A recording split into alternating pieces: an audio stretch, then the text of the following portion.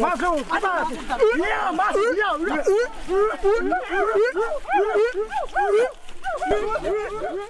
Kayu besi rawa sepanjang 17 meter ini disiapkan untuk membuat salib. Melihat panjangnya, timbul pertanyaan, siapakah yang akan disalib? Siapapun itu, pasti sesuatu yang lebih besar dari mereka. Tapi Frankie Woro, Casimilus Awe, dan warga suku Auyu di Papua Selatan ini tak akan melukai siapapun. Mereka memakai salib ini sebagai tanda perlawanan.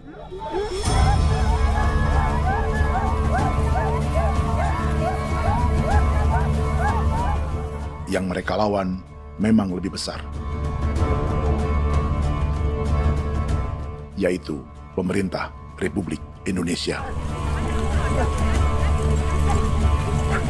Pemerintah sedang mengincar 2,5 juta hektar hutan orang Papua untuk proyek tanaman industri pangan dan energi.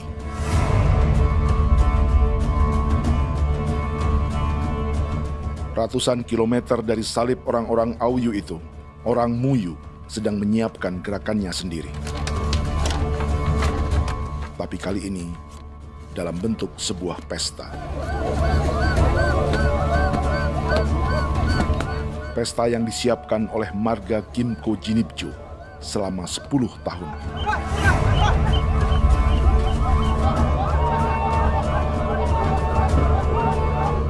Sosok di marga ini adalah Willem Kimco, orang asli Papua yang tak punya kartu identitas kewarganegaraan manapun.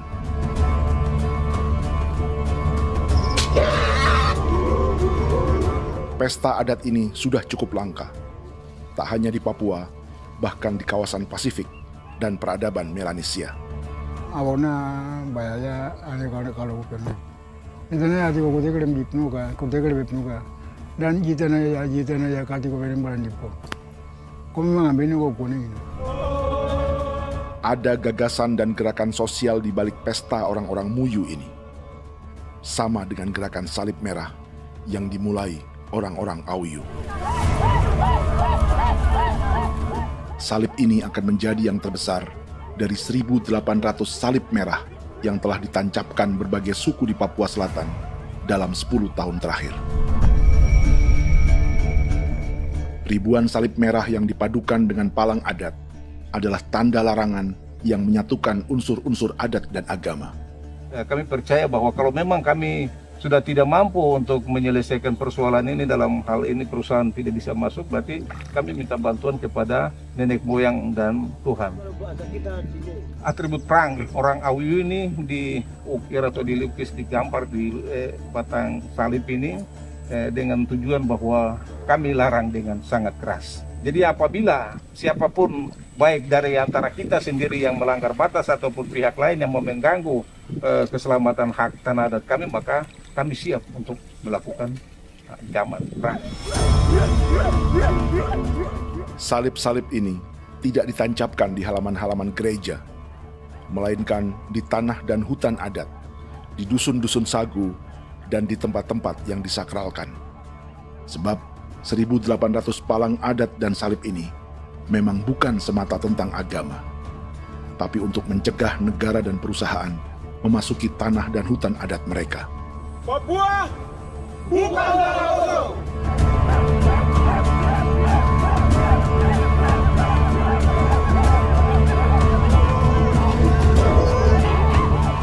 Di zaman TikTok ini, kami ingin menceritakan semua ini lewat film yang pendek.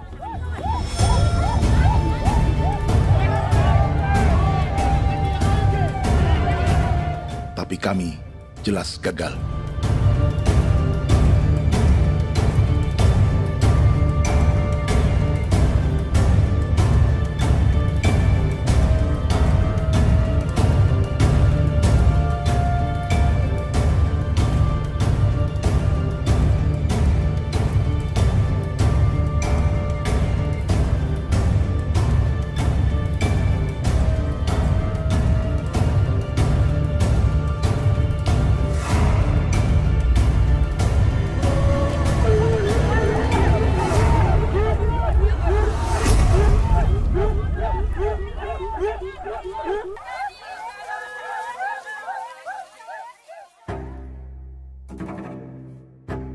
Di planet ini, ada 5 pemilik hutan hujan tropis terluas yang tersisa. Kongo di Afrika, Brazil, Peru, Bolivia, dan Indonesia.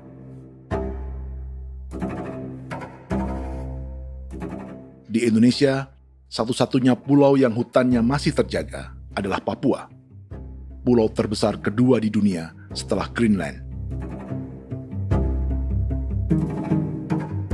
Lewat sejarah kolonialisme yang panjang, pulau ini kini dikuasai 2 negara. Bagian barat oleh Indonesia yang juga dikenal sebagai West Papua, dan bagian timur menjadi Papua Nugini. Dan tepat di perbatasan ini, di bagian Indonesia, sedang terjadi proyek pemusnahan hutan terbesar di dunia.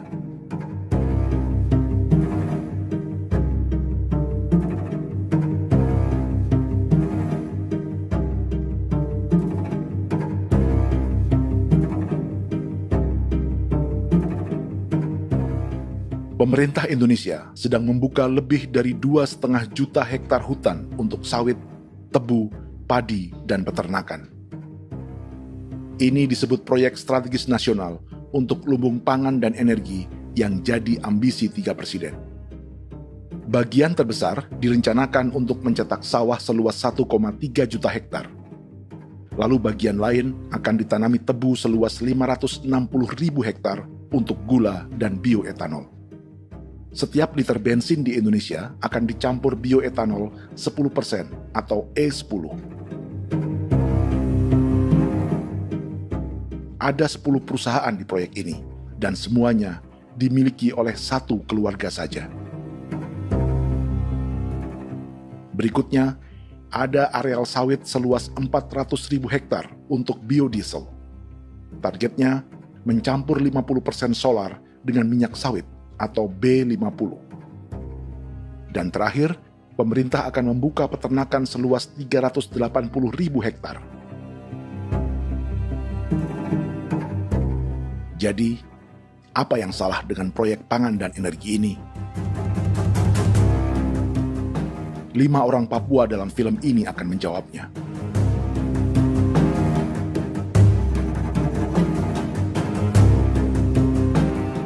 Yang pertama adalah Yasinta Moiwen dari suku Marin.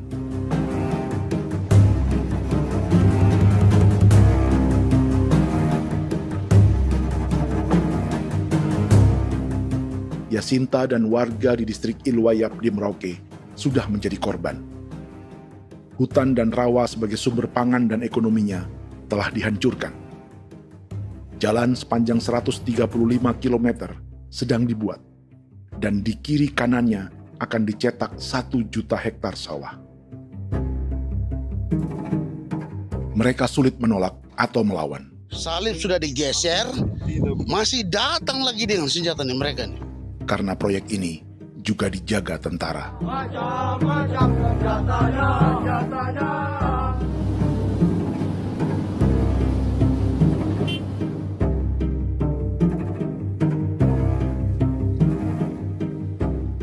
Yang kedua adalah Natalis Buer di distrik Tanah Miring, Merauke. Petani milenial ini merasa ditelantarkan.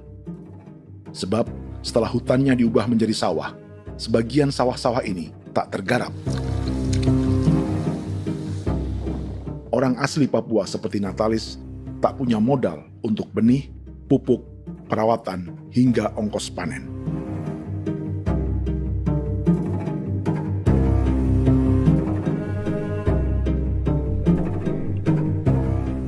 Orang ketiga adalah Vincent Kuipalo dari suku Yenan di distrik Jagebob, Merauke. Vincent dan suku Ye sedang menjadi korban. Hutan adat orang-orang Ye sedang dihancurkan untuk perkebunan tebu dan bioetanol. Tanah mereka juga diincar untuk markas-markas militer, pasukan yang akan menjaga proyek pangan dan energi ini.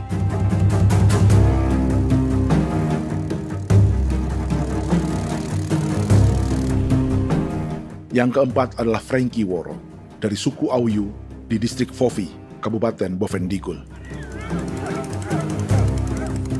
Hutan dan tanah mereka terancam perluasan perkebunan sawit untuk campuran biodiesel atau B50.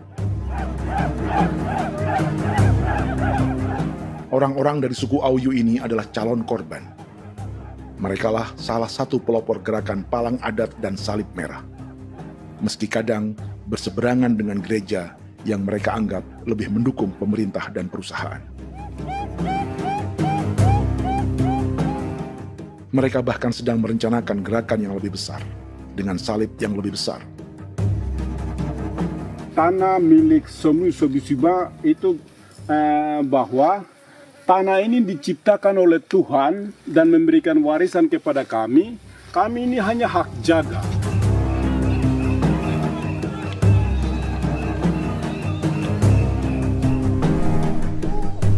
Sosok kelima adalah Willem Kimco dari suku Muyu di Bovendigul. Tokoh adat dari Muyu ini hidup di garis belakang proyek negara, sehingga belum menjadi korban. Tapi mereka sedang bersiap menghadapi segala kemungkinan. Tinggal di belantara dan perbatasan membuat sebagian mereka tak punya status kewarganegaraan.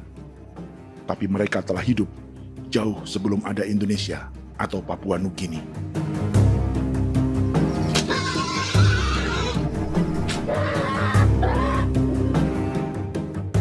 Kelimanya mewakili jutaan orang asli Papua yang sedang terancam eksistensinya. Jika kita merasa kepunahan peradaban Neanderthal di Eropa, Aztec dan Inca di Amerika, atau aborigin di Australia adalah sejarah masa lalu, film ini menceritakan bagaimana pemusnahan sebuah bangsa dan kepunahan sebuah peradaban sedang terjadi di masa hidup kita. Kepunahan bukan karena kerusakan lingkungan dan ruang hidup semata, juga karena dihantam 60 tahun operasi militer.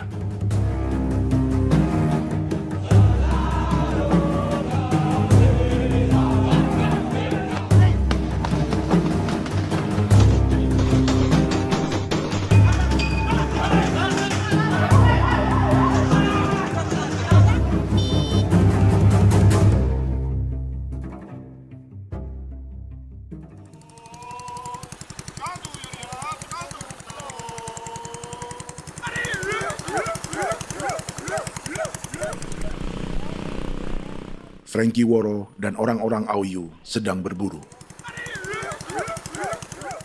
Tapi lokasi perburuan mereka mulai dikuasai perusahaan perkebunan sawit.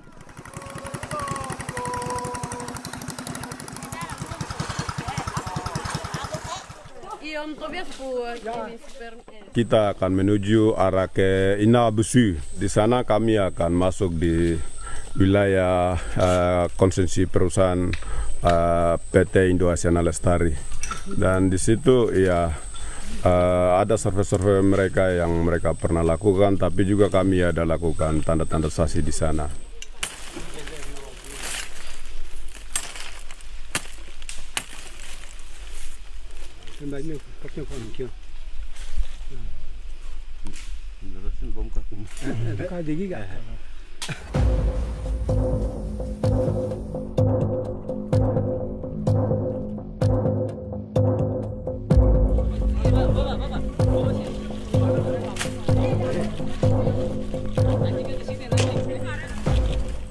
Dapat dengan yang induknya, tapi karena induknya dia lari dan terlambat kerja, akhirnya yang bisa kita dapat dia punya anak ini saja. Ini kalau pakai bahan kayak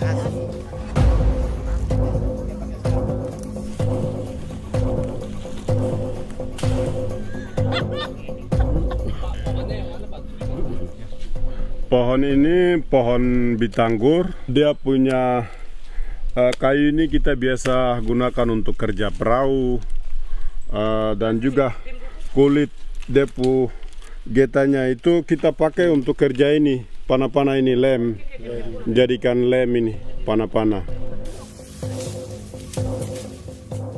Hutan ini adalah supermarket bagi suku Auyu. Juga lumbung pangan atau bank untuk menyimpan deposito kekayaan alam. Hutan juga tempat yang penuh dengan sejarah suku, situs budaya, dan tempat-tempat sakral. Inilah yang sedang mereka pertahankan dari incaran pemerintah dan perusahaan. Untuk semua alasan ini, mereka menancapkan ribuan salib merah.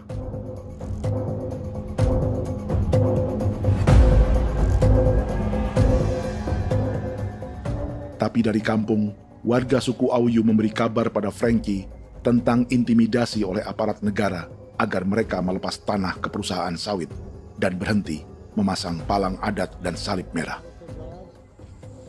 Ada beberapa titik yang saya sudah siap, tetapi di sini emergensi dari saya, terutama di Kampung Sokanggon, PT Damai Timber.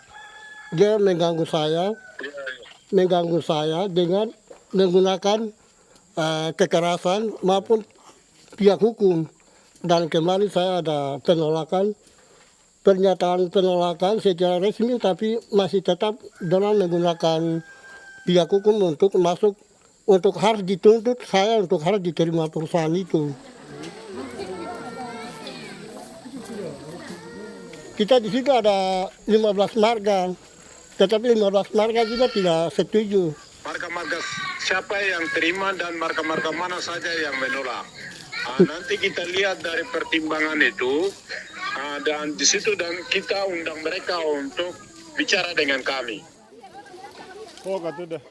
Sebagai sosok yang aktif dalam gerakan, warga Auyu terus memberi informasi lapangan kepada Frankie yang tak selalu berada di kampungnya. Izin pernyataan yang mereka paksa saya untuk tanda tangan itu, tapi sementara saya tidak tanda tangan. Data semua ada di tangan saya. Ya. Baik, kalau gitu itu lebih bagus karena tanda tangan itu yang berbahaya. Iya.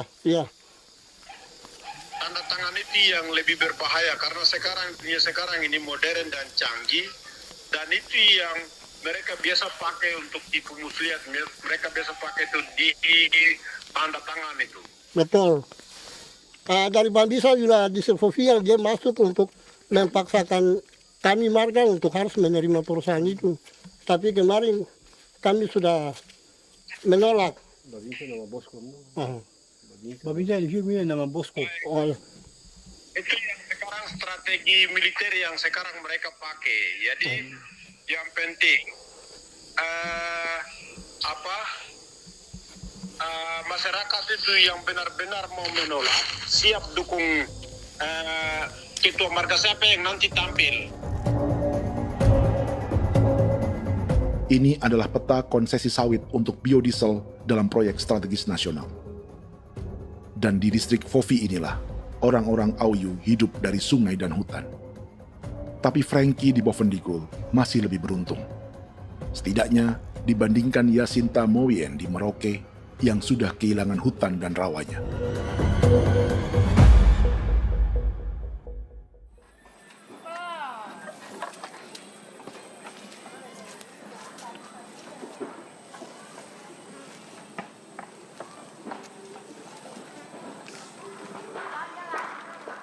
Yasinta dari suku Marin adalah petani sayur di Kampung Wanam, distrik Ilwayap, Merauke.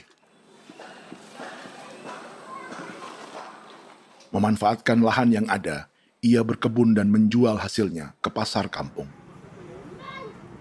Ini ekonomi warga di Wanam untuk menghasilkan uang, lalu memberi barang kebutuhan yang tak bisa mereka produksi sendiri. Tapi kehidupan sebenarnya ditopang oleh ekosistem hutan dan rawa. Inilah sumber pangan utama dan peradaban mereka.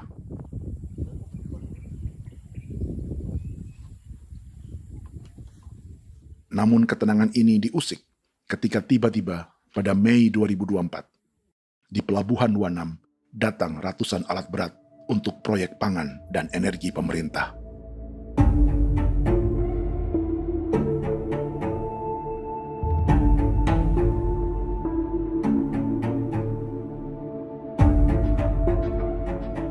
Kami masyarakat setempat kami tidak tahu. Kami kaget pagi-pagi kapal sudah ada di pelabuhan kami.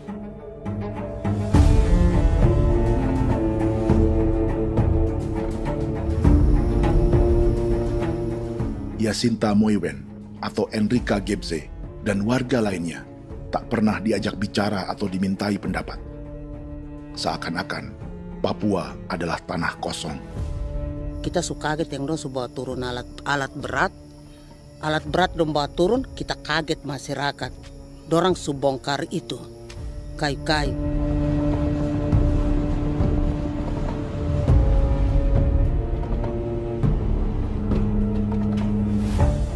Bersamaan dengan alat-alat berat itu, juga berdatangan tentara Indonesia untuk mengawal proyek pembukaan hutan milik Jacinta.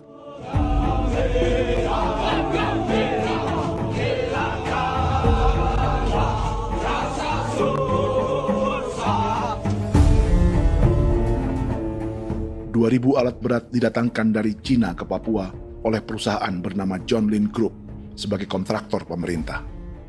Ini disebut sebagai pesanan eskavator terbesar di dunia dengan nilai 4 triliun rupiah. Misinya membuka hutan dan rawa milik orang Marin, salah satunya untuk membangun jalan sepanjang 135 km. Sementara di kiri kanannya akan dicetak sawah yang ditargetkan seluas 1,3 juta hektar. Jalan berupa garis lurus ini bukan rute tradisional ekonomi masyarakat. Jalan ini akan menghubungkan kawasan perkebunan sawit dan tebu di sebelah timur, juga untuk mobilisasi pasukan militer. John Lin Group adalah perusahaan yang dimiliki Andi Samsudin Arsyad atau yang dikenal dengan Haji Isam. Sebagian orang mengenalnya sebagai pengusaha yang hobi balapan mobil.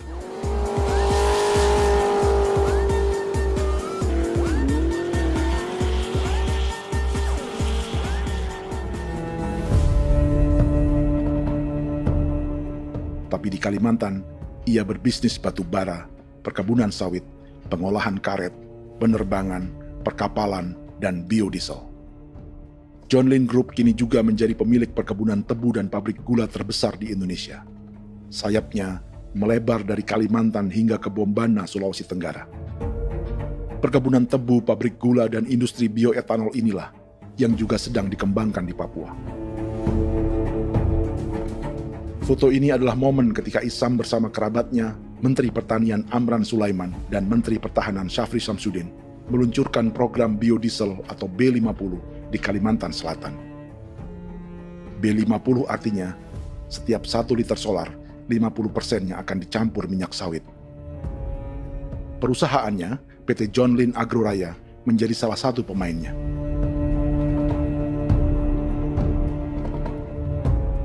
Sepanjang tahun 2025, saham PT John Lin Agroraya pernah naik hingga 700%.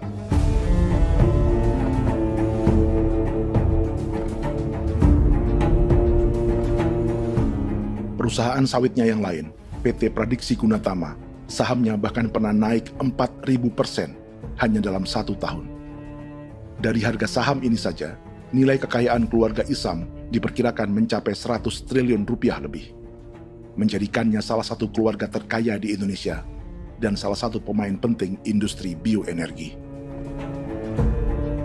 Dan di Papua Selatan inilah sebagian sawit-sawit untuk mendukung program B50 akan ditanam. Inilah tanah orang-orang Wambon, Muyu, Marin, Yei, atau Auyu seperti Frankie Wor.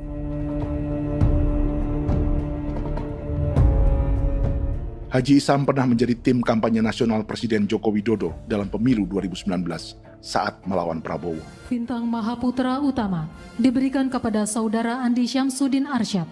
Beliau berjasa luar biasa dalam mendorong pertumbuhan ekonomi daerah maupun nasional. Setelah menjadi presiden, Prabowo memberi gelar kehormatan Bintang Mahaputra Utama pada Isam.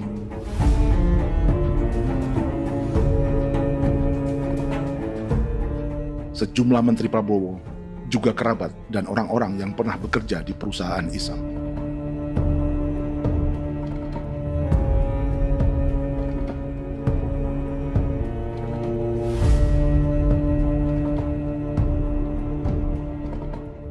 Lawan sebesar inilah yang sedang dihadapi Jacinta di kampung Wanam, Merauke. Atau petani perempuan lain seperti Enrika Gebse. Jadi alam kita ini sudah rusak.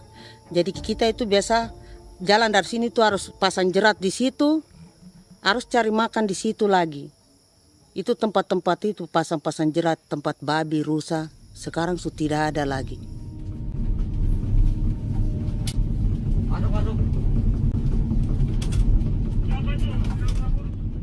Rekaman ini memberi gambaran bagaimana Kasuari kehilangan rumah di bekas hutan dan rawa yang telah dibabat.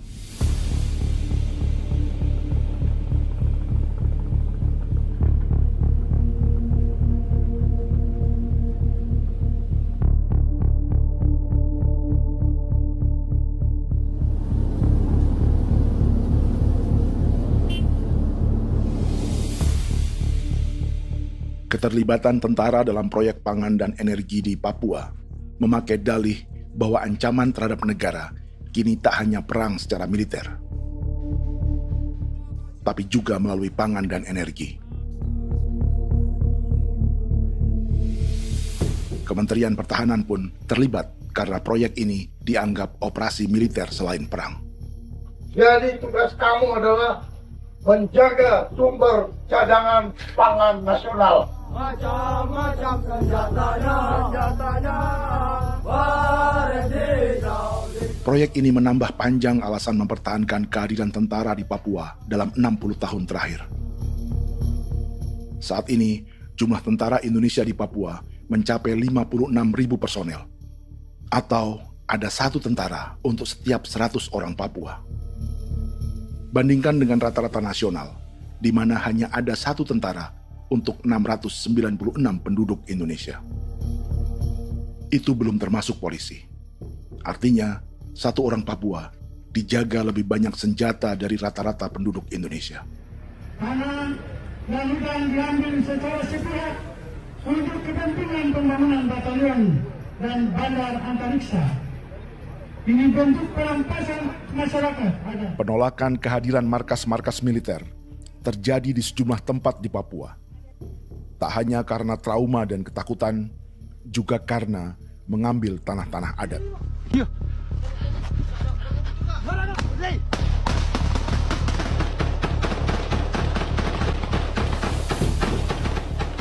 Salah satu alasan mengapa militer terus ditambah di Papua, karena masih ada perlawanan dari Organisasi Papua Merdeka atau OPM selama 50 tahun terakhir.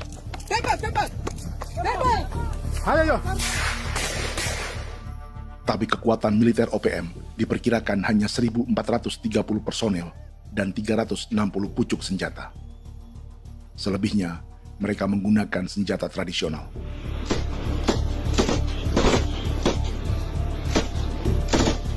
Dengan demikian, kekuatan tentara dan polisi di Papua 58 kali lebih besar dari gerilyawan Organisasi Papua Merdeka.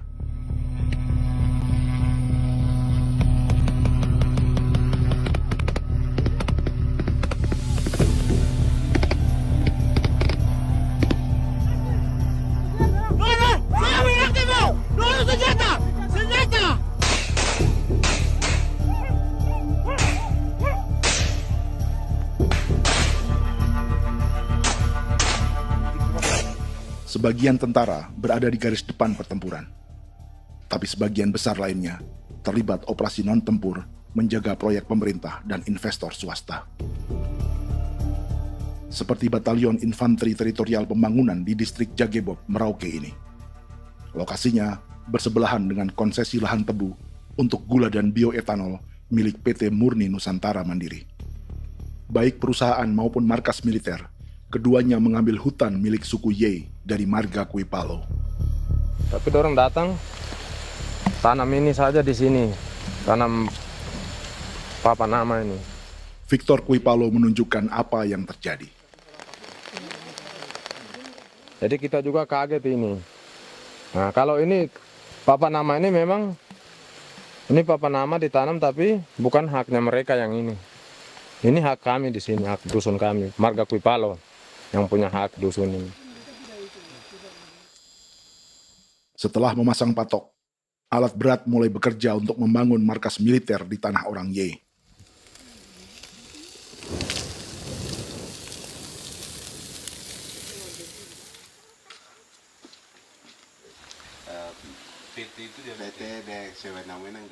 Kehadiran markas militer mengkhawatirkan warga yang pernah mengalami trauma. Takut kenapa? Kalau macam yang awal macam sekarang bu kampung hidup ini kan aman. Terus kenapa harus didirikan korem di sini? Bukankah dengan adanya Korem semakin aman ada tentara di sini? Kalau untuk kampung kayaknya tidak bisa aman kalau ada tentara, paling masyarakat dipukul itu ini. Kalau kampung hidup begini malah saya sejahtera dan saya punya masyarakat. Apa pernah ada pengalaman buruk sebelumnya dengan tentara di daerah sini? Ada yang cerita waktu pos-pos di sini tuh di 13, 12 itu zaman katanya Patimura. Memang kasihan. Malah kita punya orang ini yang dianiaya betul, dipukul. Disuruh kerja bakti tidak mau atau lama mencari, namanya kita pangkur sagu itu butuh waktu 1 minggu. Kalau lama begitu ya paling diseret apa pukul itu. Operasi militer Indonesia di Papua dimulai tahun 1962 lewat Operasi Trikora.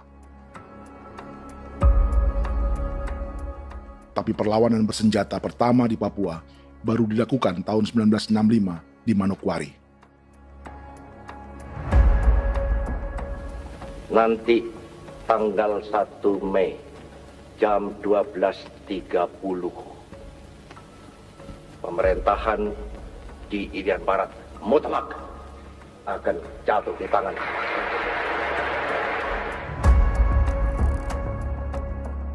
Sejak itu, selama 60 tahun, operasi militer untuk menaklukkan Papua terus dilakukan.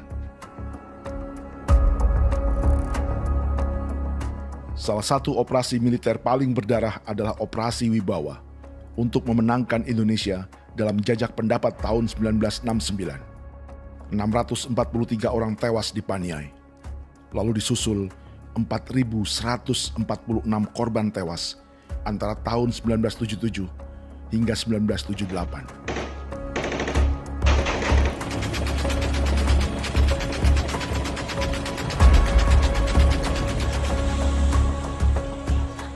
Operasi militer ini menimbulkan gelombang pengungsian hingga kini. Dewan Gereja Papua mencatat 103.000 orang menjadi pengungsi pada tahun 2025 dan nyaris tak diberitakan media-media Jakarta. Jumlah pengungsi terbesar tercatat di Nduga yang mencapai 20.000 jiwa. Banyak di antaranya yang sedang hamil, seperti Jubiana, salah satu pengungsi Nduga. Jadi ini takarik masih kaki be muguruk berselari namen wane kosel bigari me egirik munene an nimbo misle berselari ne wam darik lek prak de oi gore bangal no so ndak lo yo nandang me anet ndang no yat de nanen di ko nerwa membri wal marwa egirik munene wa tri ngel no semana ngal siak kaya berkumplit nyak masalah orena me wo suluk rina men wani ko semane kuman nak wani wani ndemo ko ndak misalnya me bre ko lo nak no semane ne be minute waru ra kana bi ni dige war be mino pragit de laina bulan Maret April yana mana kantan barak na lire na bam ne Jubiana lalu menamai anaknya pengungsi Kogoya. Selain Jubiana, juga ada Emma dari Maibrat yang melahirkan di hutan. Sampai di kampung gini, katanya bilang ada tentara yang bangun jembatan. Nah, capek itu juga pun masih tahan. Kembali lagi ke hutan lagi. Kita sampai sejatuh di tengah jalan. Orang sampai terbanting di kayu semuanya. Berasa sakit begitu. Melengkapnya tuh Domika Serli, pengungsi Wako. Masyarakat sipil dari Kampung Aitrem sementara mengungsi karena kampungnya sementara dikuasai oleh TNI Polri. Seratusan ribu pengungsi di Papua saat ini jauh melampaui jumlah yang mengungsi ke Papua Nugini tahun 1984, yaitu 10.000 orang karena menghindari operasi militer.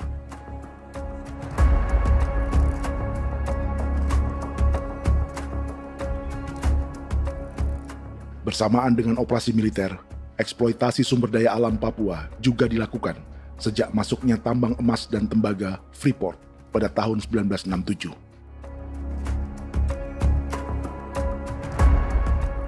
Disusul perkebunan sawit awal tahun 1980-an. Lalu ada perburuan buaya untuk diambil kulitnya. Sebelumnya, ada eksploitasi gas alam di Teluk Bintuni, pencarian besar-besaran kayu gaharu, atau pembukaan hutan tanaman industri. Ini belum termasuk perburuan dan perdagangan ikan arwana di selatan Papua, penebangan kayu merbau dari hutan-hutan Jayapura, emas di Blok Wabu Intan Jaya, bahkan nikel di pulau-pulau kecil Raja Ampat. Dan kini, dalam skala yang belum pernah terjadi dalam sejarah, Papua dipaksa mencetak sawah, tebu untuk bioetanol, dan sawit untuk biodiesel.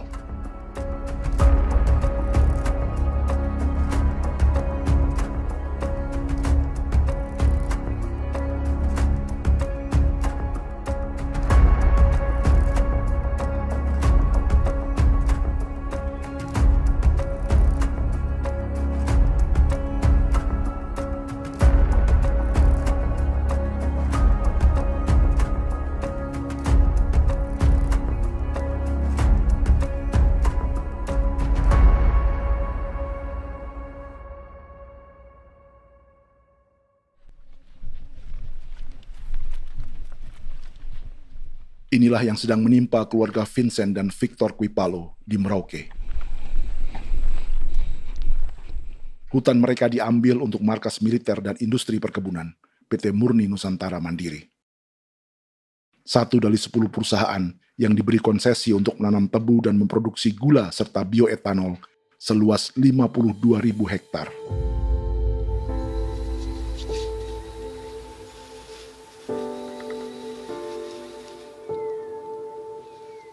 Perusahaan ini dianggap mengambil hutan dan tanah orang-orang Ye, terutama marga Quipalo, yang memiliki hak adat terhadap 2.300 hektar hutan.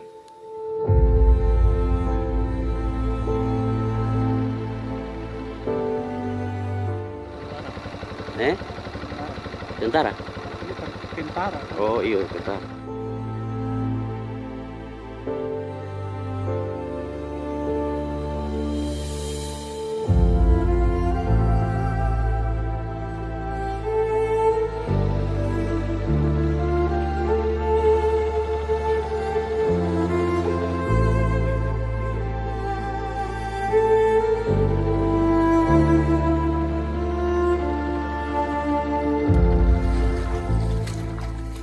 Keluarga Quipalo sedang melihat apakah perusahaan semakin mengancam tanah mereka.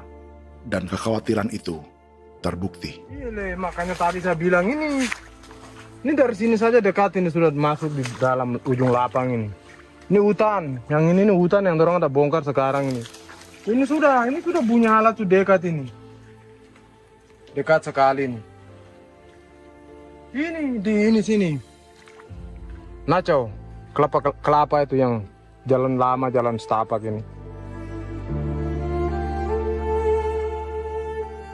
Dari udara, terlihat alat-alat berat semakin mendekati tanah orang-orang Ye, marga Quipalo.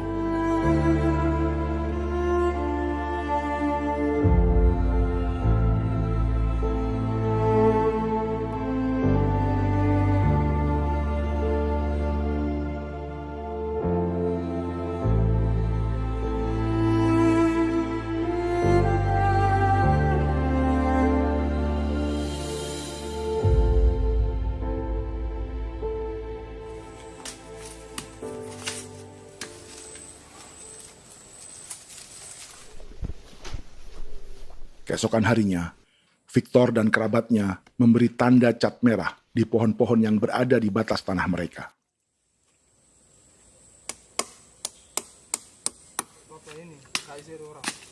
Tapi tanda peringatan adat ini tak diindahkan perusahaan.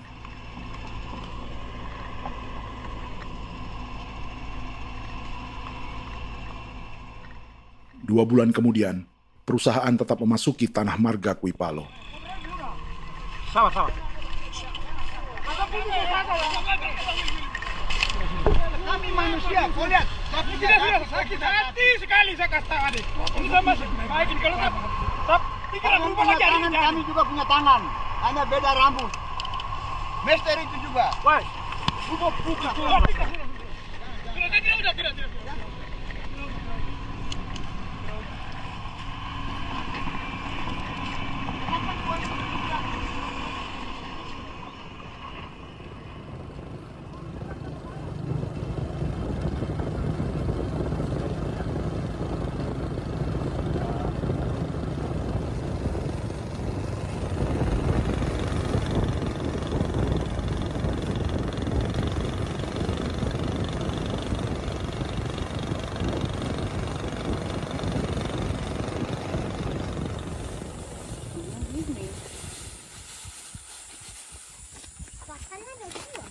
bisa masuk sini.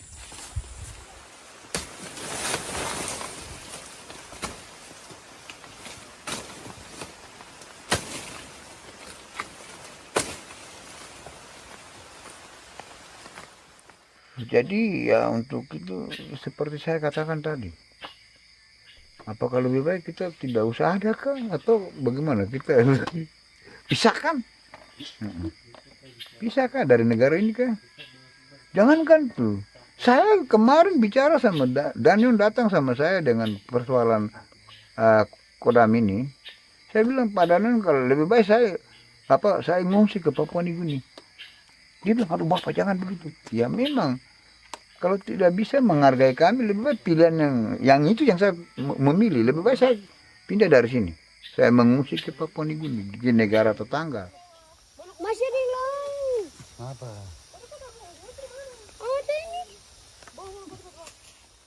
Saya bilang sama Kapolsek Pak, Agustus ini 17 Agustus saya tidak kasih naik bendera merah putih. Saya bendera ada, nanti saya taruh di meja. Bendera saya ada. Karena saya punya pikiran percuma kita ini merasa bahwa kita hidup di bawah naungan merah putih. Ternyata merah putih tidak lindungi kami. Tidak anggap kami sebagai kami rakyatnya. Dia lambang negara. Dan kami menghargai lambang negara itu. Ternyata lambang negara ini, kita bernaung di bawah lambang negara ini, kita tidak dilindungi. Hak kita tidak dihargai.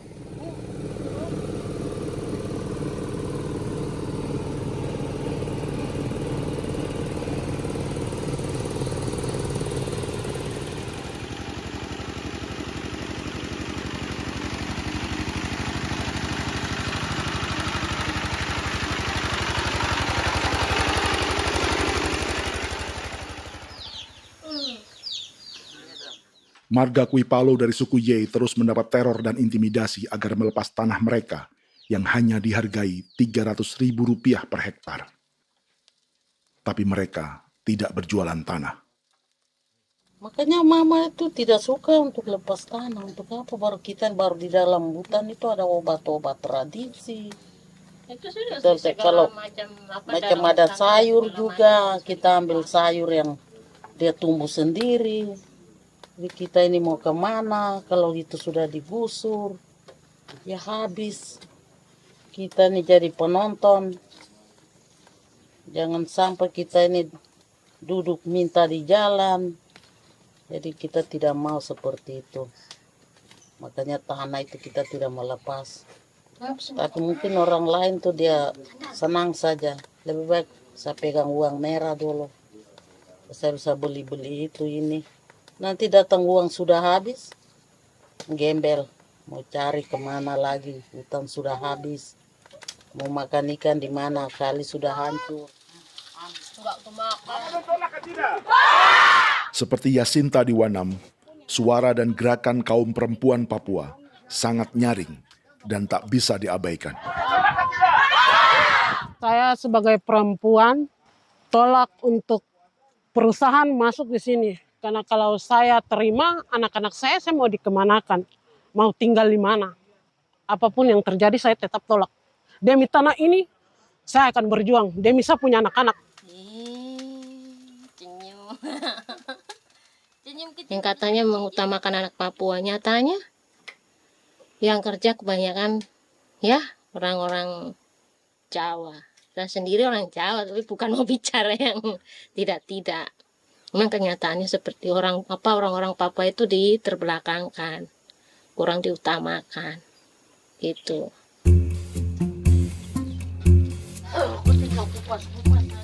Proyek food estate seperti mencetak sawah, bukannya tak diikuti warga Papua.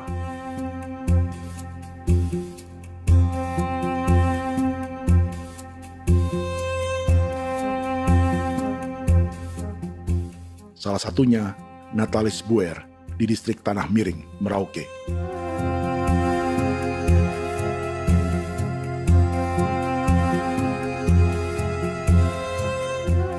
Setelah menghabisi hutan, pemerintah Indonesia mencetak sawah untuk tanaman padi karena beras mulai menjadi makanan pokok menggantikan sagu.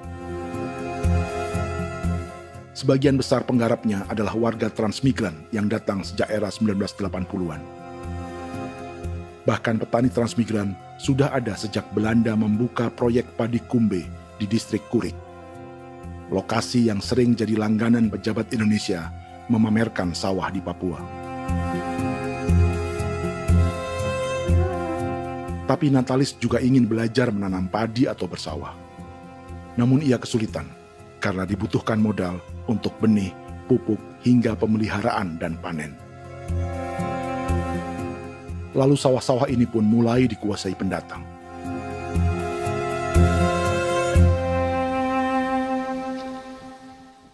Tapi sejauh ini di kampung kami ini yang saya lihat memang ada kelompok kami punya di sini yang sudah tergabung dalam Gapoktan, kemudian masuk dalam optimalisasi lahan. Tapi baru saya anak asli yang punya lahan di sini. Mereka tidak punya. Pemerintah dalam hal ini adalah Kementerian Pertanian bersama-sama Kementerian Pertahanan yang dalam hal ini pada garis di bawahnya adalah TNI Angkatan Darat memberikan support yang maksimal kepada masyarakat khususnya di Merauke dalam rangka. Saya kemarin habis 9 juta. 9 juta ya? Iya, 9 juta karena dia sudah tidak dipakai toh. Ya. Perempuan Papua seperti Filomena juga mau bertani. Pemerintah memberi bantuan Rp900.000 per hektar lewat program optimalisasi lahan atau OPLAH. Tapi dibanding biaya produksi dan harga jual gabah, Filomena mengaku berkali-kali rugi dan kini memutuskan tak lagi menggarap sawahnya. Terus kita harus cari uang untuk kembang. Betul. Karung kita beli. Karung beri sendiri lagi. Tenda kita beli. Ini dari yang offline ini don tidak siapkan. Tidak ada. Tidak ada ya, jadi mama don sendiri. Itu yang saya bilang, 900.000. Itu modal untuk kerja sawah ini. Mulai dari kerja sampai nanti panen. Panen. Wih, ngeri sekali. Iya, lucu toh? Tidak dapat itu. Betul, Mam. Dong maksud begini. Kalau disuruh tanam ubi berhektar-hektar, mari datang. Kita tahu cara rawatnya bagaimana, Iya. tanamnya bagaimana, tanam model bagaimana supaya hasilnya model begitu. Kita tahu. Kalau yang ini kan kita baru belajar.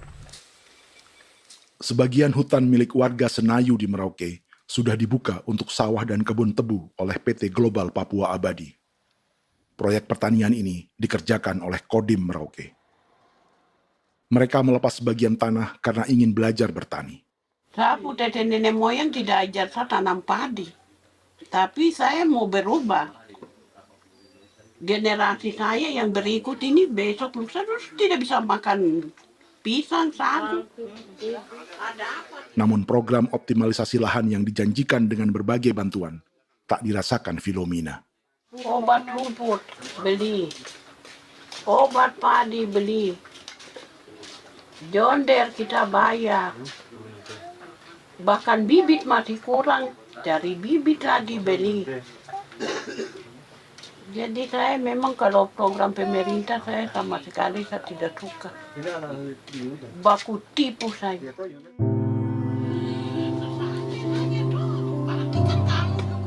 Mereka merasa ditinggalkan sendiri, jatuh bangun belajar bertani padi. Sementara sumber pangan dan air yang semula mudah didapat, kini telah berganti sawah dan kebun tebu. Dulu kita masih bisa jalan, nanti masak di kali, pakai air kali. Minum pakai air kali. Sekarang, kok mau masak? Tidak ada air, Air sudah susu, mau minum tidak bisa. Sudah dengan obat. Don semprot tebu itu saja drone. Drone yang semprot. Saya lihat di itu. Jadi kita bukan drone yang terbang di atas untuk disemprot. Dong lempar pupuk di bawah ya dia mengalir ke kali. Mengalir ke kali, ke rawa-rawa.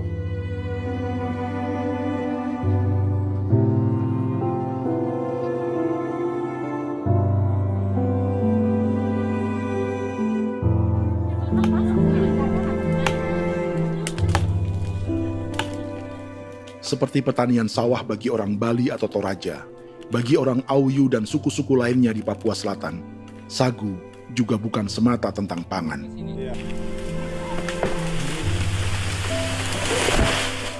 Bagi orang Auyu dan Marin, sagu adalah kerabat, sosok orang tua, sosok nenek moyang yang harus dijaga dan dilindungi. Lagi bikin apa mama ini mama? Pakai tokok itu sagu.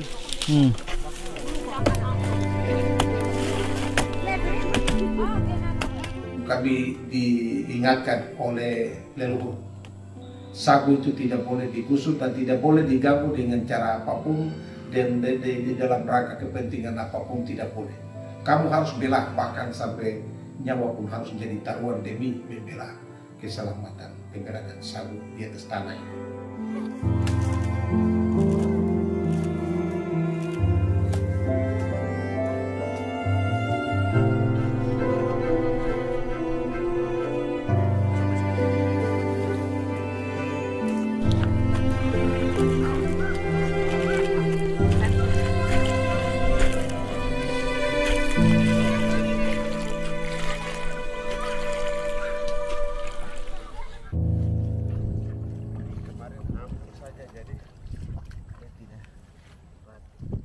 Menurut Natalis, pemerintah di Jakarta mendefinisikan lumbung pangan semata urusan beras dan mencetak sawah. Sebenarnya orang Papua itu bukan tidak bisa bertani. Kami tanam ubi itu bagian dari pertanian. Nah, pertanian yang dimaksud oleh pemerintah itu harusnya selalu, itu kalau bisa pemerintah harus spesifikkan. Pertanian apa yang dimaksud? Pertanian tanam padi atau pertanian tanam ubi, petasan dan lain-lain. Ini yang harus dispesifikkan dulu. Begitu, sehingga tidak menjustifikasi kami orang asli Marin bahwa kami tidak bisa bertani. Bukan. Kami buka kebun besar-besar di sana, bahkan bermeter-meter, ratus-ratus meter pakai sekop, bukan pakai ekskavator, tapi ini pakai skop. Itu pertanian, begitu.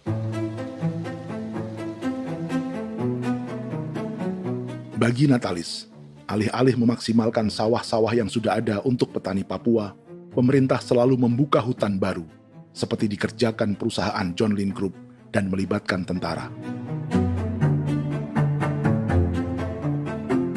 Padahal, sejarah keterlibatan militer dalam proyek food estate atau cetak sawah adalah sejarah kegagalan yang bertubi-tubi 4 presiden selama 30 tahun terakhir.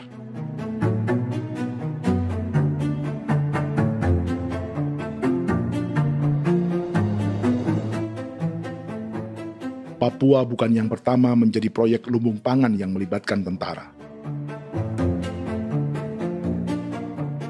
Kalimantan telah menjadi korban 30 tahun sebelumnya.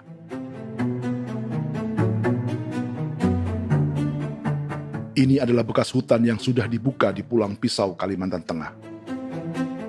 Tahun 1996, di era Presiden Jenderal Soeharto, ia menghabisi 1 juta hutan di lahan gambut untuk mencetak sawah demi memenuhi ambisi swasembada beras, bukan swasembada pangan. Hutan tropis Kalimantan dihabisi dalam skala yang belum pernah terjadi dalam sejarah. Di bawah rezim militeristik, tak ada yang berani melawan keinginan Soeharto, termasuk orang Dayak seperti Kuneng. Nggak bisa dihalangi itu. Nggak boleh dihalangi. Ya kalau ada kata-kata aja menghalangi, sudah kita diseret ke kepolisian dulu. Atau bisa langsung di PKI-kan. Iya, di PKI-kan gitulah. Jadi kita tuh nggak berani apa-apa dulu tuh. Ya. Apa maunya aja. Misal bilangnya A. Setahun setelah pengundulan hutan skala besar itu, tahun 1997, untuk pertama kalinya Kalimantan mengalami kebakaran lahan dan kabut asap terbesar dalam sejarah.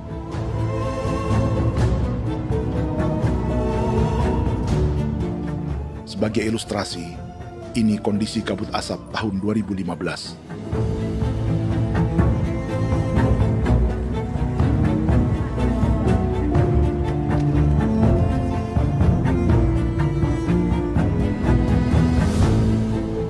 Proyek 1 juta hektar sawah Jenderal Soeharto itu gagal. Bendungan dan saluran irigasi mangkrak hingga kini. Mei 1998, rezim Soeharto tumbang. 2 tahun setelah ia menumbangkan jutaan hektar pohon di Kalimantan. Setiap tahun, lokasi ini menyumbang kebakaran dan kabut asap yang merugikan jutaan orang. Sawah yang berhasil di Kalimantan justru bukan sawah yang dibangun Jenderal Soeharto, melainkan yang dirintis para transmigran sejak era 1980-an. Sawah-sawah inilah yang ikut digarap oleh militer di era Presiden Joko Widodo. Dan hasil dari proyek food estate Presiden Jokowi itu sama sekali jong nih, nggak ada harapan lagi sudah seperti ini. Tapi Jokowi terus memperluas area food estate hingga 16.000 hektar. Presiden Jokowi juga menyerahkan urusan lumbung pangan ini kepada Prabowo yang saat itu menjadi Menteri Pertahanan. Salah satunya di Kabupaten Gunung Mas, Kalimantan Tengah, untuk membuka perkebunan singkong seluas 31.000 hektar. Food Estate Singkong Jenderal Prabowo ini dimulai dengan membuka 600 hektar hutan di Tawai Baru. Proyek singkong untuk bioetanol ini pun dijaga tentara. Dan seperti Jenderal Soeharto, proyek Jenderal Prabowo ini pun gagal.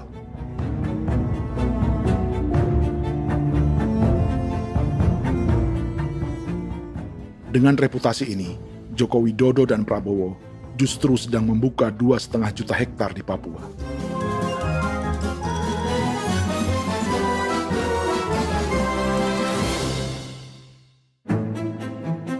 Setelah Jenderal Soeharto, Presiden Jenderal Susilo Bambang Yudhoyono juga mencoba membuka food estate di Papua sejak tahun 2010. Namanya Merauke Integrated Food and Energy Estate atau MIFE. Proyek ini juga gagal. Lalu di lokasi yang sama, Jokowi berusaha meneruskan dengan proyek mencetak sawah 1,2 juta hektar yang juga gagal. Sekarang yang paling siap adalah 1,2 hektar. Yang 1,2 juta hektar. Dan kini, Prabowo yang pernah gagal dengan 600 hektar singkong di Kalimantan justru akan mengulangi di Papua dengan skala 2,5 juta hektar. Di daerah Papua pun harus ditanam kelapa sawit supaya bisa menghasilkan juga BBM dari kelapa sawit. Dalam setiap proyek pangan dan energi di Papua, yang lebih menonjol bukan tanaman pangannya, melainkan untuk energi atau bahan bakarnya. Sawit untuk biodiesel dan tebu untuk industri bioetanol. Ada 10 perusahaan yang diberi konsesi hingga 0,5 juta hektar untuk tebu. Dan 10 perusahaan itu dimiliki oleh 1 keluarga saja.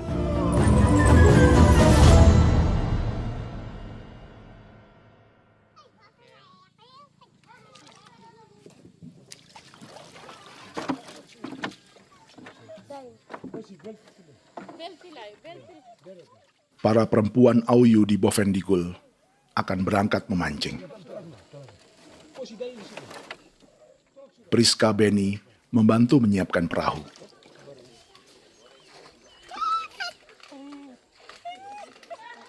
Mereka akan mengumpulkan bahan pangan di hutan untuk persiapan acara penancapan salib merah berikutnya.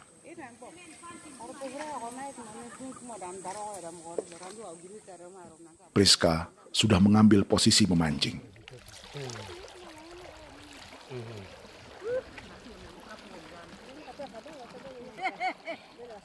1.800 salib merah telah dipasang di wilayah adat berbagai suku di Papua Selatan untuk menghalau perusahaan sawit dan tebu.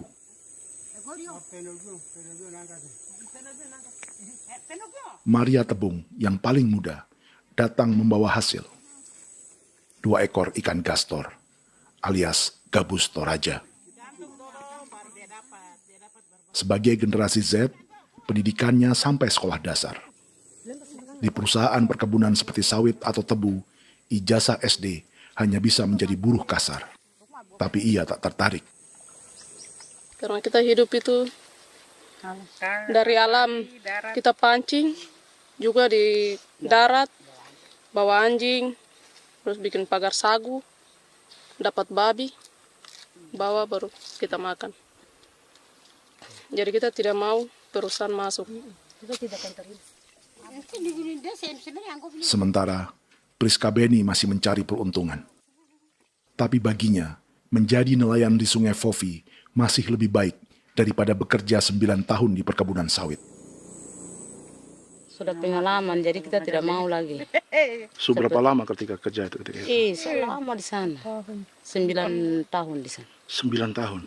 Saya baru pulang dari perusahaan. Selama 9 tahun kerja di sawit, bisa punya rumah kah? Atau Tidak. motor kah? Tidak. Johnson kah? Tidak. Cuma makan saja. Pendapatan juga kan tidak lebih. Habis dimakan.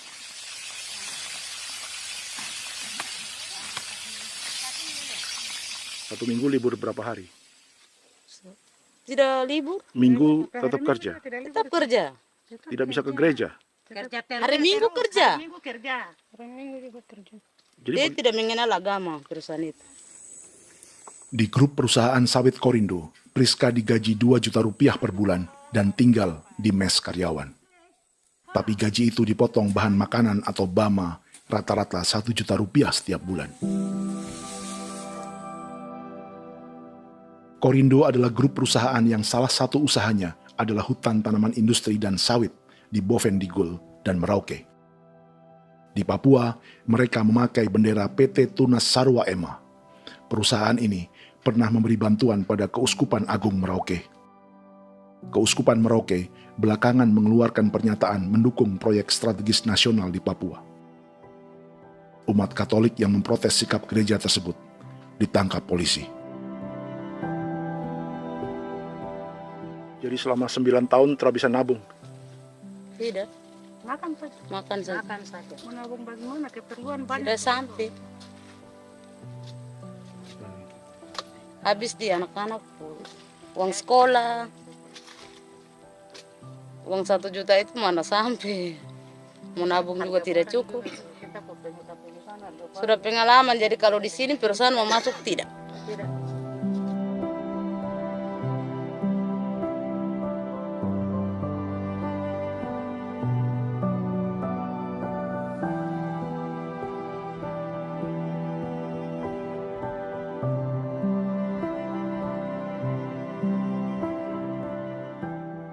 Dan menu makan siang seperti ini agaknya sulit bagi buruh sawit atau tebu yang digaji 2 juta rupiah per bulan. Generasi Z seperti Maria Tebung atau generasi milenial seperti Priska Beni punya matematika ekonominya sendiri. Sawit untuk biodiesel atau tebu untuk bioetanol tak akan ada bedanya bagi mereka.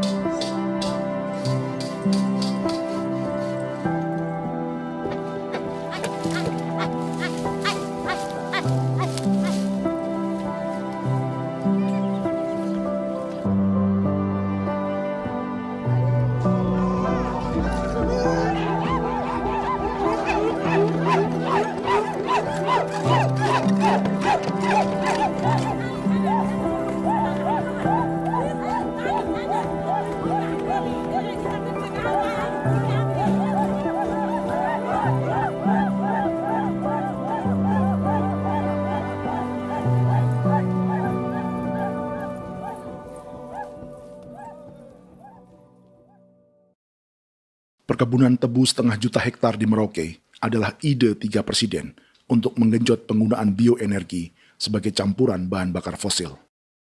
Selain swasembada pangan, swasembada energi di daerah Papua pun harus ditanam kelapa sawit supaya bisa menghasilkan juga BBM dari kelapa sawit. Juga tebu menghasilkan etanol. Singkong, kasava juga untuk menghasilkan etanol. Bioetanol adalah bahan bakar nabati atau tumbuhan yang dapat dicampur dengan bensin. Sama dengan program biodiesel yang mencampur solar dengan minyak sawit. Pertamina saat ini sudah menjual BBM bioetanol dengan campuran 5% yang dipasarkan dengan merek Pertamax Green 95. Tapi pemerintah ingin menaikkan kadarnya menjadi 10% atau E10. Maka ke depan kita akan mendorong untuk ada E10. Kemarin malam sudah kami rapat dengan Bapak Presiden. Bapak Presiden sudah menyetujui untuk direncanakan mandatori 10% etanol. Idenya untuk mengurangi ketergantungan pada bahan bakar fosil yang diimpor dan menimbulkan polusi.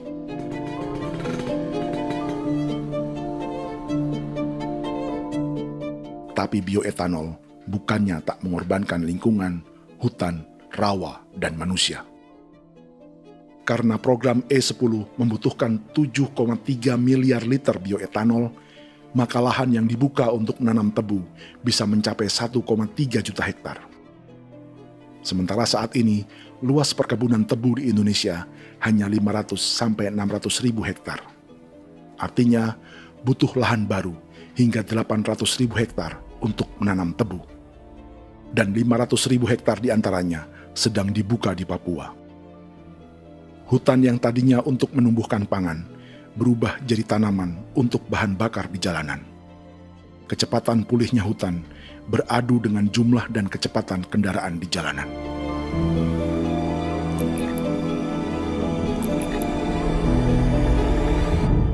Dahaga terhadap energi tak pernah bisa dipuaskan. Setelah minyak sawit untuk biodiesel, dunia kini merambah singkong, jagung, dan tebu untuk bioetanol. Benua Amerika, Eropa, sebagian Afrika, hingga separuh Asia kini mulai memakai bioetanol sebagai campuran bahan bakar.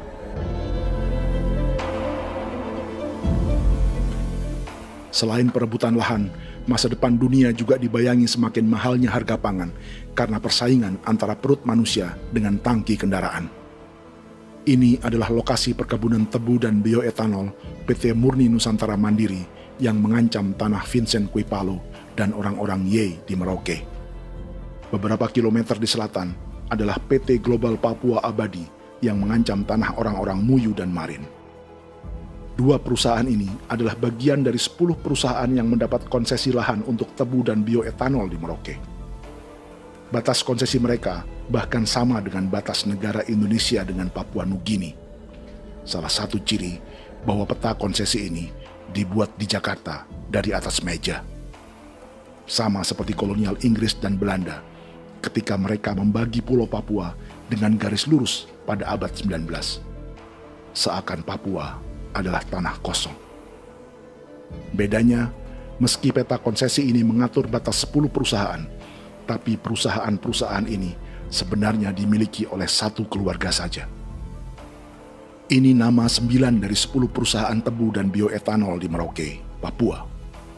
99% saham mereka dimiliki sebuah perusahaan bernama PT Merauke Nusantara Manis. Sementara 1% sisanya dimiliki PT Merauke Gula Mandiri. Tapi saham kedua perusahaan ini dimiliki PT Merauke Sugar Group. Dan perusahaan ini, 90% sahamnya dimiliki pengusaha bernama Angelia Bonaventure Sudirman, serta perusahaan bernama Zico Trust dan Resource Harvest. Lalu 10% lainnya dikuasai PT Papua Energi Abadi, yang pemiliknya adalah Dudi Christian dan Angel Madeline. Sekarang, mari kita lihat siapa mereka. Angelia Sudirman adalah keponakan dari salah satu konglomerat sawit Indonesia, Martias Fangiono. 9 perusahaan di Papua ini berada di bawah bendera Merauke Sugar Group. Dan Merauke Sugar Group hanya satu dari 7 grup perusahaan milik keluarga Fangiono.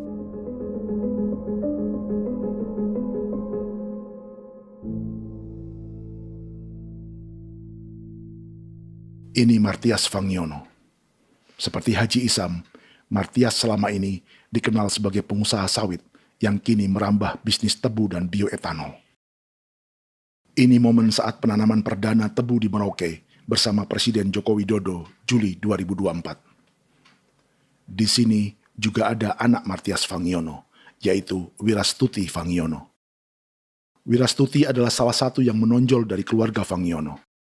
Tahun 2025, Forbes mencatatnya sebagai konglomerat termuda dengan kekayaan 23 triliun rupiah yang mengendalikan 2 grup usaha, FAP Agri dan Surya Dumai Industri. Keduanya adalah perusahaan sawit dan biodiesel.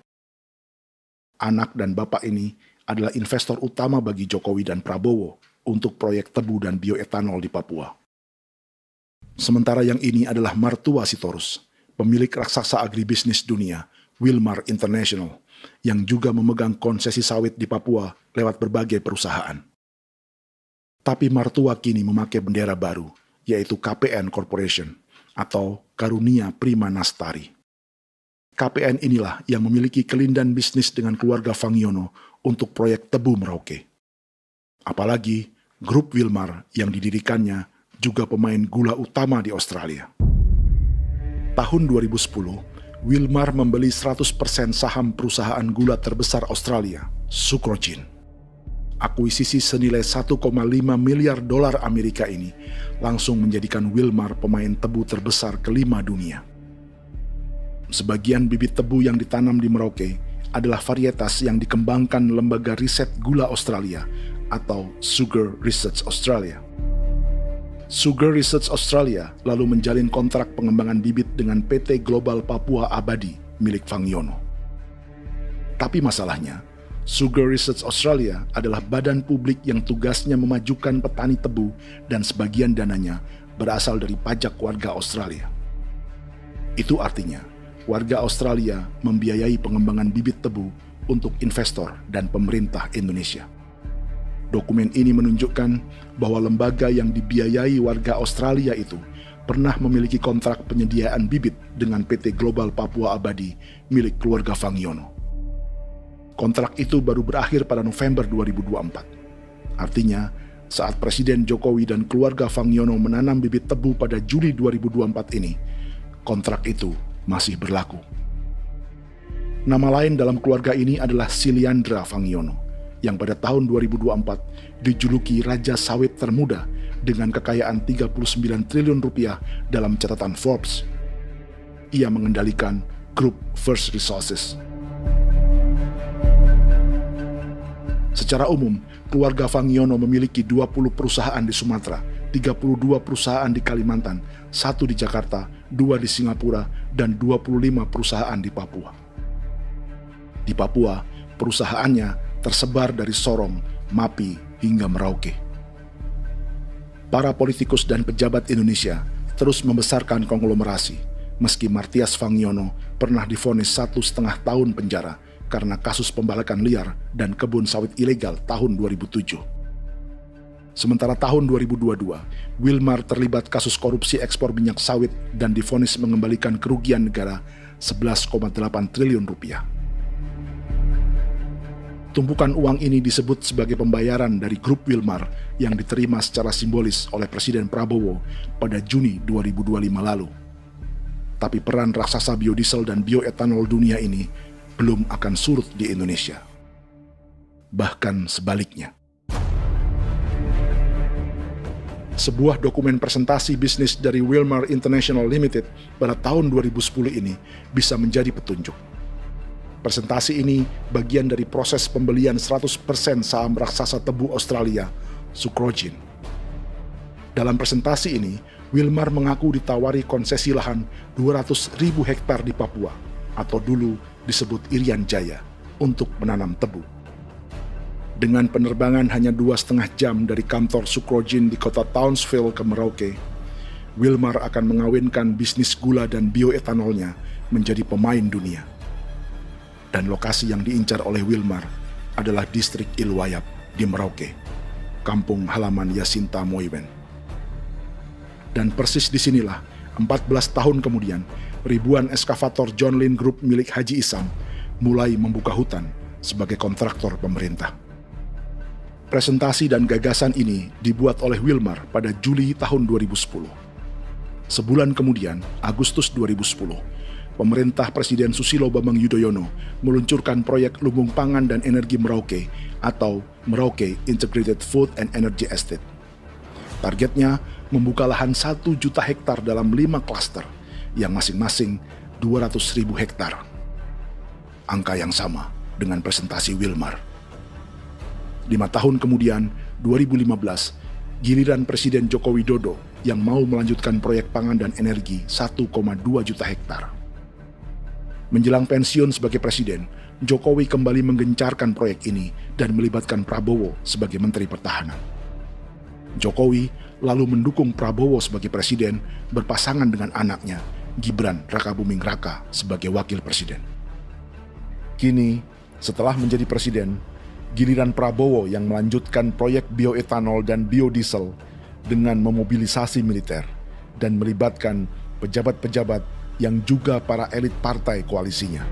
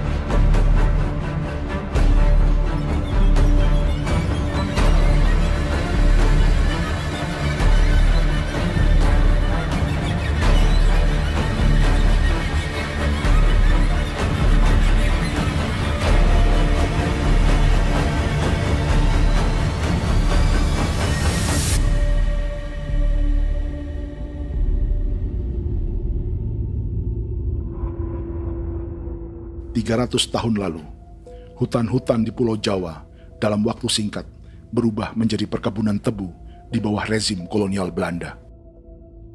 Orang Jawa menjadi buruh dan petaninya dipaksa menanam tebu. Dari kolonialisme dan politik tanam paksa itu, Belanda memperkaya negara dan para investornya. Tak puas membuka hutan untuk perkebunan di Jawa dan Sumatera, kolonial Belanda menanam tebu hingga di Suriname dan mengerahkan ribuan orang Jawa sebagai buruh pada tahun 1890. Inggris yang sudah menguasai negara seluas India dan Papua Nugini pun masih menanam tebu jauh di tengah Samudra Pasifik, di tanah orang-orang Fiji. Lalu memindahkan puluhan ribu orang India menjadi buruh di sana. 200 tahun sebelumnya, ratusan ribu orang Afrika bahkan diperbudak untuk bekerja di perkebunan-perkebunan tebu Spanyol dari selatan Eropa hingga Karibia, Kuba, atau Jamaika. Jika dulu tebu menjadi gula atau emas putih, kini cerita kolonialisme tebu berlanjut di Papua untuk bahan bakar nabati atau bioetanol. Dan seperti semua cerita tentang kolonialisme, akan ada yang berpesta dan ada yang membayar. Dalam setiap cerita pesta kolonialisme, baik di Jawa, Karibia, atau di Papua, selalu melibatkan para elit lokal, dari pejabat, perwira, hingga agamawan. Tapi dalam setiap kolonialisme, juga selalu ada cerita tentang mereka yang mempertahankan diri dan melawan.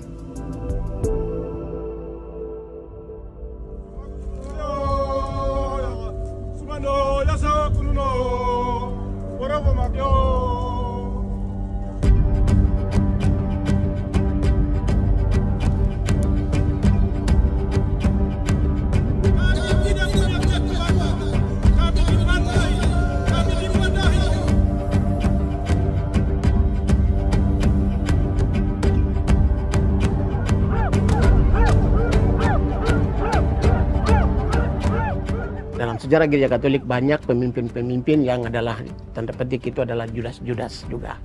Jadi itu sudah pasti karena itu adalah manusia. Satu sisi sebagai manusia dalam perjalanan digoda, apalagi ada dalam posisi-posisi jabatan, ya mungkin banyak tawaran-tawaran lain, lalu disitulah terjadi pergeseran keberpihakannya kepada misi gereja tadi itu untuk umat, untuk mereka yang tertindas. Orang kirim eksavator, orang kirim tentara, orang kirim polisi. Pukul kami bukan pencuri, kami tidak pernah mencuri orang barang. Kami tidak pernah menangis ke orang lain. Kami tidak pernah menangis ke kita bapak mama, kami menangis kepadamu. Tuhan kami lemah. Mesti datang ada dia kata begini hijau cikui orang datang ke bangsa kami, ke wilayah kami untuk kasih habis kami.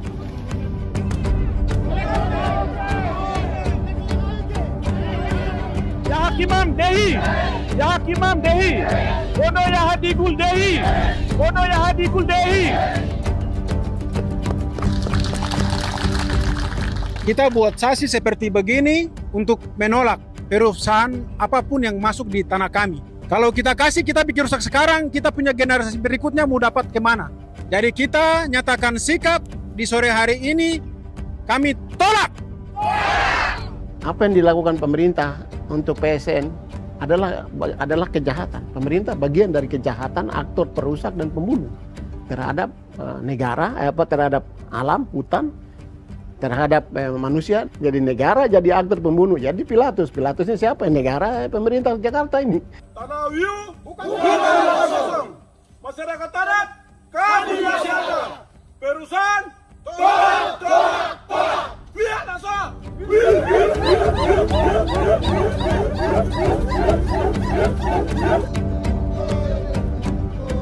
Jika tanah adat dan hutan adat hilang, kami mau hidup di mana? Maka di sini saya mau bilang, negara jangan tipu-tipu kami lagi.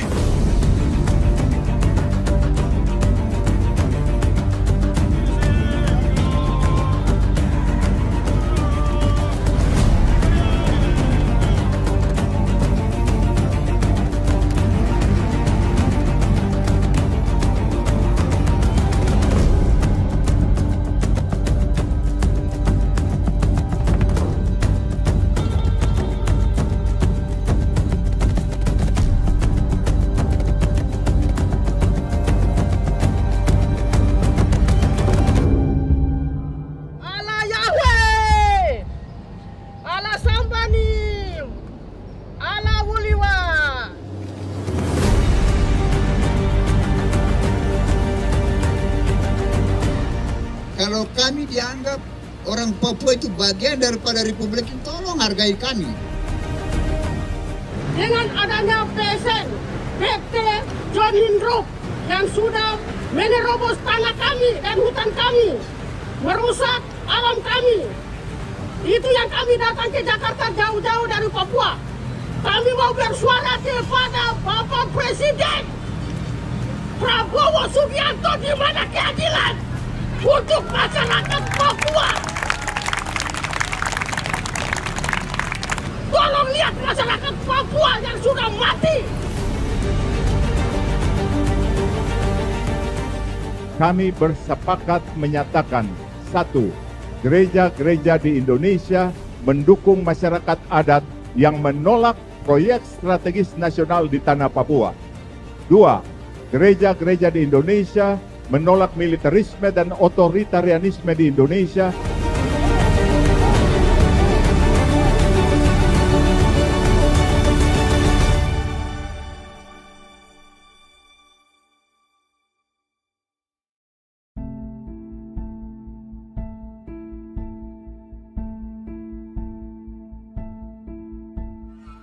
Kita sering merasa banyak hal buruk sudah jadi cerita sejarah.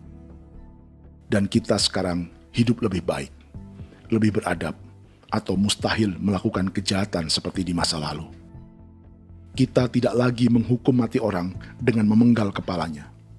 Kita menembaknya atau menyuntik racun agar tertidur dan mati. Tapi ada hal-hal yang tak berubah. Salah satu pembantaian yang kuat di ingatan kita adalah kejahatan Nazi atau genosida di Rwanda. Padahal pembantaian juga sedang terjadi di masa kita, seperti di Gaza, Palestina. Penghancuran sebuah peradaban seperti Indian di Amerika atau aborigin di Australia juga kita anggap masa lalu. Sekarang kita merasa lebih baik dan lebih toleran. Padahal proses penghancuran bahkan pemusnahan yang sama sedang terjadi terhadap bangsa Melanesia di Papua. Begitu juga dengan praktik kolonialisme. Kita merasa penjajahan seperti dilakukan Portugis, Inggris, atau Belanda sudah menjadi sejarah. Dan Indonesia tidak mungkin menjajah. Padahal itulah yang sedang terjadi dan dirasakan di Papua.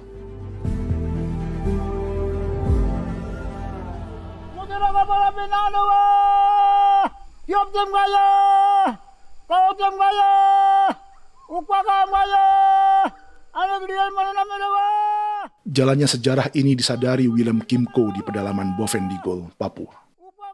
Hidup terpencil dan tak tersentuh urusan negara bukan berarti selalu aman.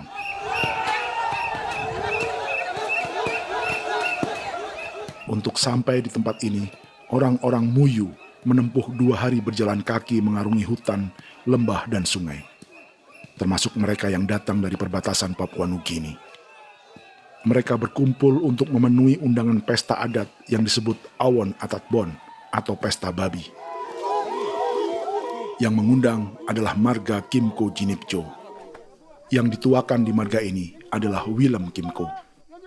Ia tak punya kartu tanda penduduk dan kewarganegaraan manapun, baik Indonesia atau Papua Nugini. Tahun 1984, 10.000 orang Papua, terutama suku Muyu, mengungsi ke Papua Nugini untuk menghindari operasi militer Indonesia, termasuk Willem Kimco.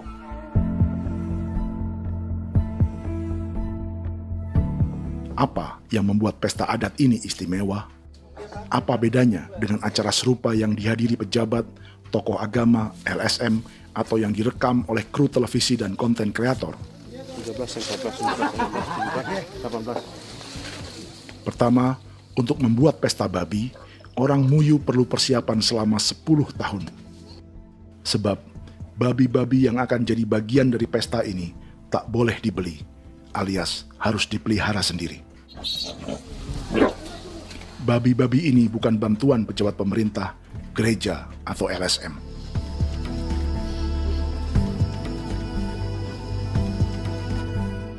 Yang kedua, babi-babi ini tidak dipelihara di kandang.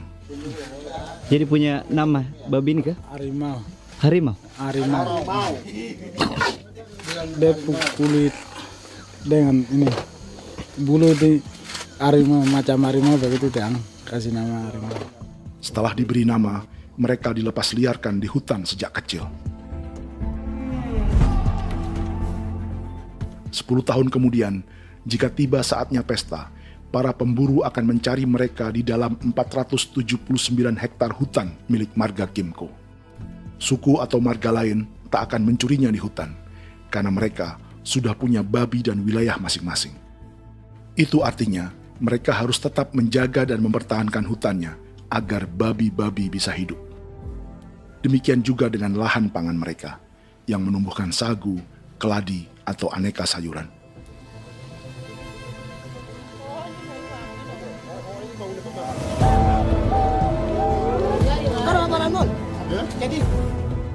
Yang ketiga, dalam Awon Atatbon atau pesta babi, binatang ini tidak dimakan secara gratis. Setiap marga atau klan dalam suku Muyu akan membayar jerih payah tuan rumah menjaga hutan dan memelihara babi.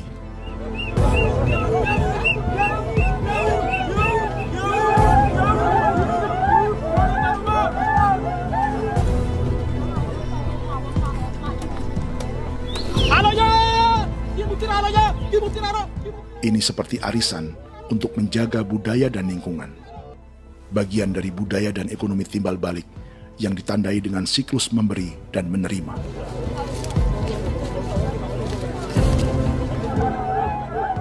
Ini juga cara orang Muyu membangun dan memperluas aliansi. Awon bet begul bet, ulan yau kando bet, asat bet anani, asat bet jenis liga anani, oh, ado amten anani, menini tu ni jaga, kepo kemo ko di mana, kepo kemo mayat ni, kep tetek mo yang ko, kep kanin bet wini ke iftore wen, ni wen ni tu ni jaga dek me, oke, kepo nanti ko tu kemo, kepo kepasak ko tu orang. Kene man gini wan jo. Koko kati bolon ja bengo. Koko kuning bolon ja. Jika Willem Kimco dan marganya bisa menjaga hutan dan wilayahnya, marga lain ikut diuntungkan sebagai sebuah ekosistem. Demikian juga sebaliknya. Alasan keempat, mengapa pesta babi ini memiliki tempat khusus dalam peradaban orang Muyu, karena Willem Kim Ko khawatir peradaban mereka akan punah, menyusul ancaman terhadap ekosistem dan hutan. Setiap marga atau klan harus mengkonsolidasi diri dan membangun aliansi.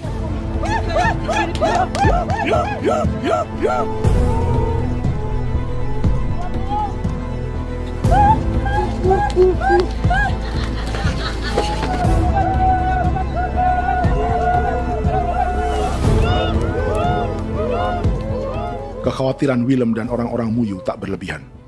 Ruang hidup mereka bersinggungan dengan proyek bioetanol dan biodiesel pemerintah Indonesia.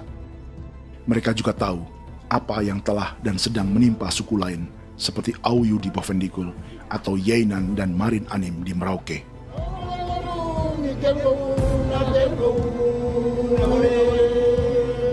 Jika suku-suku lain menggunakan palang adat dan salib merah sebagai gerakan perlawanan, orang-orang Muyu memakai pesta babi untuk mempersiapkan diri dan konsolidasi. Sebab, berbeda dengan saat mengungsi tahun 1984, kali ini yang datang ke tanah orang-orang Muyu tak hanya tentara, juga alat-alat berat bersama para pebisnis pangan dan energi. Mau ke Madu, mau datang.